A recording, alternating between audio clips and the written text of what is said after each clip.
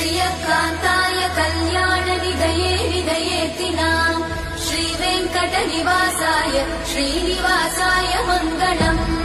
लक्ष्मी सविभ्रमालोकसुभ्रूविभ्रमचक्षुषे चक्षुषे सर्वलोकानां वेङ्कटेशाय मङ्गलम्।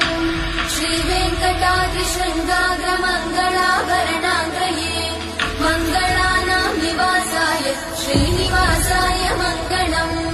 सर्वावयव सौन्दर्य सम्पदा सर्वचेतसां सदा सम्मोहनायास्तु वेङ्कटेशाय मङ्गलम्। नित्याय निरवध्याय सत्यानन्दचिदात्मने सर्वान्तरात्मने श्रीमद् वेङ्कटेशाय मङ्गलम्। स्वतः सर्वविदे सर्वशक्तये सर्वशेषिने सुलभाय सुशीलाय वेङ्कटेशाय मङ्गलम्।